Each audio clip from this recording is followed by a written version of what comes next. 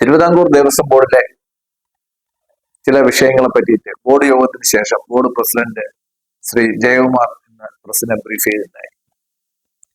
അതില് അദ്ദേഹത്തിന് ഒരുപാട് പ്രായമായി, ഓർമ്മയ്ക്കൊക്കെ ഒരുപാട് ബുദ്ധിമുട്ടുണ്ടാവും, പ്രായത്തിന് ബുദ്ധിമുട്ടുണ്ടാകാറുണ്ട്.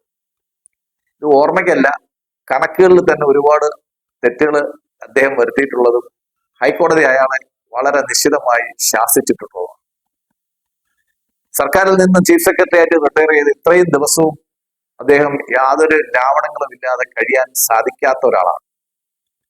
അപ്പോ ഇന്ന് അദ്ദേഹം തന്നെ പറഞ്ഞിരിക്കുന്നത് 20ഓളം പേരുടെ നിയമനങ്ങളിൽ പരാതി ഉണ്ടായി, സീനിയോറിറ്റി മറികടന്നു എന്നൊക്കെയാണ് പറയുന്നത്. ഇദ്ദേഹം പറയുന്ന കേട്ടാൽ, ഈ കപട നാട്ടുകാരൻ പറയുന്ന കേട്ടാൽ തോന്നും അമേരിക്കയിൽ നിന്ന് ഡൊണാൾഡ് ട്രംപ് പ്രൊമോഷൻ ലിസ്റ്റ് ഉണ്ടാക്കി അയച്ചു കൊടുത്തുകൊണ്ടാണ് ഈ കുഴപ്പമുണ്ടാക്കിയത്. ഈ കള്ളൻ തന്നെയാണ് ഈ ലിസ്റ്റ് ഉണ്ടാക്കിയതും അതിനകത്ത് പരാതി ഉണ്ടാക്കിയതും അത് പരിഹരിച്ചു എന്ന് പറയുന്നു. ഇദ്ദേഹത്തിന് അങ്ങനെ ഒരു മിസ്റ്റേക്ക് ഉണ്ടായെങ്കിൽ, അദ്ദേഹം പരിഹരിച്ചെങ്കിൽ അത് എന്തിനാണ് പബ്ലിക്കായിട്ട് പറയുന്നത്? ഈ സർക്കാർ അധികാരമേറ്റതിന് ശേഷം പൊളിറ്റിക്കൽ വിൽ കാണിക്കേണ്ടത് ചില ക്രിട്ടിക്കലായിട്ടുള്ള ചില നിയമനങ്ങളിൽ ബന്ധപ്പെട്ട. ഈ മിസ്റ്റർ ജയകുമാർ തന്നെ പറയുന്നത് പല ദേവസ്വങ്ങളിലെയും സ്വർണ്ണാഭരണം മോഷ്ടിച്ചതിനെ പറ്റിയിട്ട് അത് കാണുന്നില്ല എന്ന് പറഞ്ഞിട്ട് ഒരുപാട് പരാതികൾ ഉണ്ടായിട്ടുണ്ട്. പ്രത്യേകിച്ച് തിരുവിതാംകൂറിലെ നെയ്യാറ്റിങ്കര ദേവസ്വം ബോർഡ്, ദേവസ്വം ഗ്രൂപ്പ്, അങ്ങനെ പല ഗ്രൂപ്പുകളിലും ഇതിനെപ്പറ്റി പരാതി വന്നിട്ടുണ്ട്.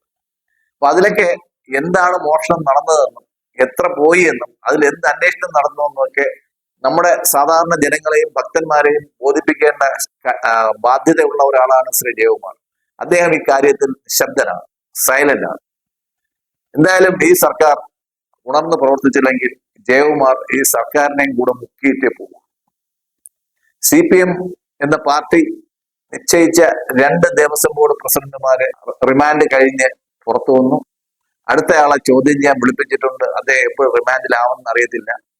ഇനി നിലവിലുള്ള ദേവസ്വം ബോർഡ് പ്രസിഡന്റും കൂടെ റിമാൻഡിലാവുന്നത് വരെ ശ്രീ മുരളീധരൻ കാത്തിരിക്കും എന്നാണ് നമുക്ക് തോന്നുന്നത്. ഈ ഗവൺമെന്റ് അധികാരമേറ്റതിന് ശേഷം DGP, ദേവസ്വം ബോർഡ് പ്രസിഡന്റ്, അങ്ങനെ പ്രധാനപ്പെട്ട ഒരുപാട് തസ്തികകളിൽ വരുത്തേണ്ട മാറ്റങ്ങൾ ഇതുവരെയും വരുത്തിയിട്ടില്ല. ഇത് ഈ സർക്കാരിന്റെയും അല്ലെങ്കിൽ സർക്കാരിന്റെ പ്രതിച്ഛായയുടെയും അന്തകനാകുമെന്നുള്ള കാര്യത്തിൽ നമുക്ക് സംശയമൊന്നുമില്ല.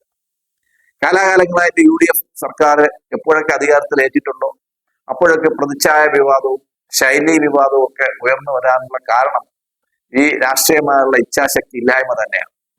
എന്തായാലും ശ്രീ VD സതീശൻ സർക്കാർ ഈ കാര്യത്തില് അടിയന്തര ശ്രദ്ധ പതിപ്പിച്ച് കമ്മ്യൂണിസ്റ്റ് പാർട്ടി ഓഫ് ഇന്ത്യ മാർക്സിസ്റ്റ് നടത്തിയ എല്ലാ രാഷ്ട്രീയ നിയമനങ്ങളും പുനഃപരിശോധിക്കുകയും അടിയന്തരമായിട്ട് അതിനു വേണ്ടിയിട്ട് ഒരു കർമ്മസമിതിയെ നിയമിക്കുകയും ചെയ്യേണ്ടത് അത്യാവശ്യമാണ്. പ്രത്യേകിച്ചും ചീഫ് സെക്രട്ടറി ഈ മാസം 30-ാം തീയതി വിരമിക്കാൻ ഇരിക്കുകയാണ്. അതിനു മുമ്പ് അദ്ദേഹത്തിന് ഒരു സസ്പെൻഷൻ ഉണ്ടാവും എന്നുള്ള ഒരു പ്രതീക്ഷ നമുക്ക് എല്ലാവർക്കും ഉണ്ട്. പക്ഷേ അദ്ദേഹത്തെ മാറ്റി നിർത്തി ചീഫ് സെക്രട്ടറിയുടെ ഉത്തരവാദിത്തങ്ങൾ മറ്റൊരാളെ ഏൽപ്പിക്കാനോ ഈ സർക്കാർ ഇച്ഛാശക്തി കാണിക്കുന്നില്ല. ഇതെല്ലാം ഈ സർക്കാരിന്റെ പതനത്തിലേക്കുള്ള വഴി ഒരുക്കിക്കൊണ്ടുവരികയാണ് എന്നുള്ള കാര്യത്തിൽ യാതൊരു സംശയവുമില്ല. നന്ദി, നമസ്കാരം.